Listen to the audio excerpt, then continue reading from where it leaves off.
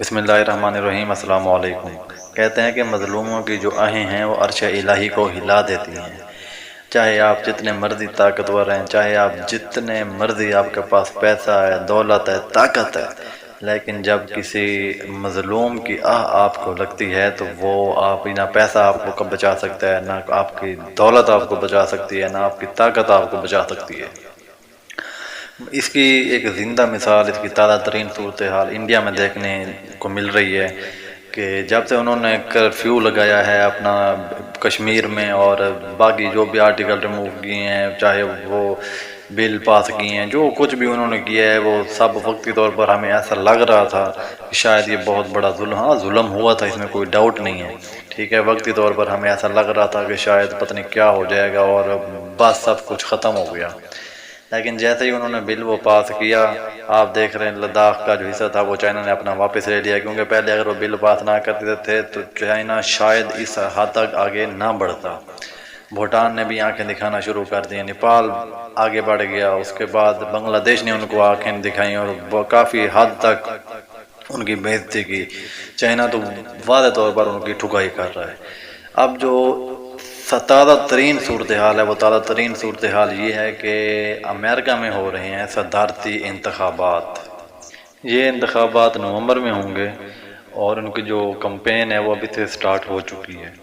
جو democratic party کے candidate ہیں جو بائیڈن، انہوں نے کل ایک بہت زبردست بیان دیا ہے۔ انہوں نے انڈیا پر کھل کر تنقید کی ہے اور کشمیر کے حوالے سے، لداخ کے حوالے سے، آسام کے بارے میں جو انہوں نے بل پاس کیے ہیں، چاہے وہ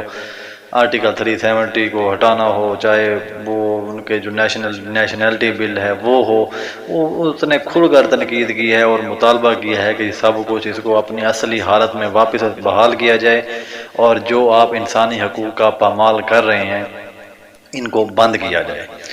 اب یہ جب بیان آیا تو یہ بیان آنے کے بعد انڈین میڈیا وہ اچھل پڑا کہ یہ صرف اس لیے ہوا ہے کیونکہ ڈیموکریٹک پارٹی میں جو مسلمان کینڈیڈیٹ ہیں انہوں نے دباؤ میں لایا، اور جو بائیڈن نے تب جا کر یہ اسٹیٹمنٹ دیا۔ اس میں پریشانی کی کوئی بات نہیں ہے، ہم ان کو سمجھا بجھا کر ان کا جو اسٹیٹمنٹ ہے ہم ان سے واپس لیں گے۔ اب یہ ہے عمران خان کا اگلا کام، جو ہم خود کو کشمیریوں کا سفیر کہتے تھے، جو خود کو کشمیریوں کا وکیل کہتے تھے کہ میں ہر جگہ پر آپ لوگوں کا مقدمہ لڑوں گا۔ اب ہے صحیح وقت اس چیز کو کیچ کرانے کا، کیونکہ اب امریکہ کا جو صدارتی انتخابات کی کمپین ہے، یہ کشمیر ایشو اس کمپین کا باقاعدہ حصہ بن گیا ہے۔ اب شاہ محمود قریشی، عمران خان، ان لوگوں کا کام ہے کہ وہ اب کسی بھی صورت اپنے جو وہاں پر اربوں اربوں ڈالر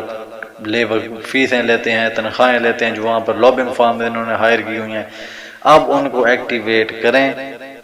اور اپنا جو ایک لابنگ فارم ہے اس کے ذریعے یہ ہر ممکن کوشش کریں، ہر سٹیج پر یہ بیان دلوائیں، اور ہر ممکن یہی کوشش کریں کہ جو بائیڈن کسی بھی صورت یہ بیان واپس نہ لے پائے۔ اب اس کے پیچھے کیا تھی وہ، حالانکہ جو بائیڈن ہے وہ انڈیا کے کافی کلوز ہے، جو خاص طور پر انڈیا کی امریکن کمیونٹی ہے وہاں پر کافی ان کے کلوز ہے، ان کے ساتھ ان کی ہر دیوالی میں وہ شرکت کرتا ہے، بہت زیادہ ان کے کلوز ہے، انڈیا کے حوالے سے بھی اس کے اچھے خیالات ہیں کہ اس نے کیوں کہا، لیکن جیسے بھی کہا یہ سب ایک ہوتا ہے قدرتی طور پر، انسان کے اندر کچھ نہ کچھ ایسی بات سامنے آ جاتی ہے۔ اب یہ عمران خان پر ہے کہ وہ ایک اتنے بڑے موقع کو کس طرح جانے دیتے ہیں، اور کیا وہ انڈیا کو یہ موقع فراہم کرتے ہیں کہ آپ اپنے جو لابنگ فارمز ہیں ان کے ذریعے جو بائیڈن کو پریشرائز کرا کے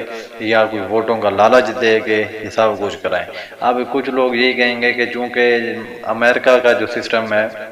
وہاں جہاں جو انتخابات ہو رہے ہیں، مودی جو وہاں پر گیا تھا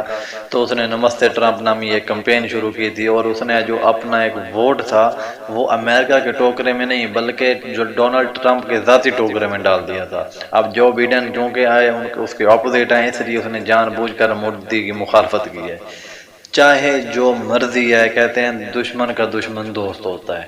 آپ چاہے اس سٹیٹمنٹ کو جس طرح مرضی لیں، لیکن یہ ایک بہت بڑا موقع ہے۔ اب سے جو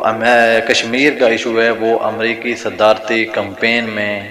ایک استعمال ہونا ہے، اور یہ کشمیر ایشو اس مقصد کے لیے استعمال ہوگا۔ اب سب کچھ عمران خان کے ہاتھ میں ہے کہ وہ اس تاریخی موقع کو